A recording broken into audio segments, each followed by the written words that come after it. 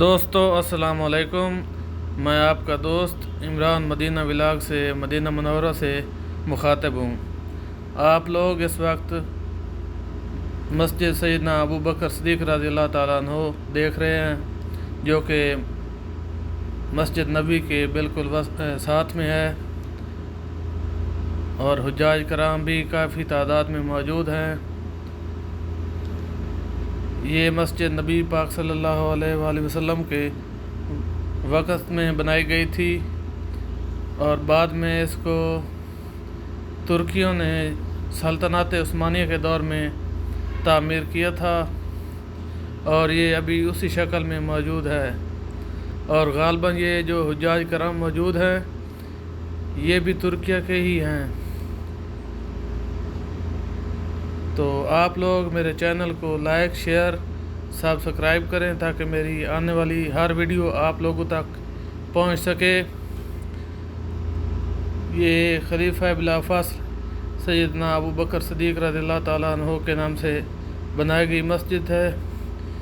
اس کے بارے میں آپ سب لوگوں کو پتہ ہوگا۔ یہ حضرت ابو بکر صدیق رضی اللہ تعالیٰ عنہ انبیاء اور رسول کے بعد اس کائنات میں سب سے اعلیٰ اور عرفہ شخصیت ہیں۔ ان کو صدیق کے لقب سے پہچانا جاتا ہے۔ یہ وہی خوش نصیب ہیں جو رسول اللہ صلی اللہ علیہ وآلہ وسلم کے بچپن کے دوست اور ساتھی تھے۔ آپ پر سب سے پہلے ایمان لانے کی سعادت حاصل کی، اور زندگی کی آخری سانس تک آپ صلی اللہ علیہ وآلہ وسلم کی خدمت اور اطاعت کرتے رہے، اور اسلامی احکام کے سامنے سر جھکاتے رہے، اور سسر رسول بھی ہیں۔ تو اس طرح سے اس شخصیت کو پہچانا جاتا ہے۔ میں انشاءاللہ ڈیلی اس طرح کی مدینہ پاک کی زیارات کی ویڈیو آپ لوگوں تک شیئر کرتا رہوں گا، تاکہ میری ہر آنے والی ویڈیو آپ لوگوں تک پہنچ سکے۔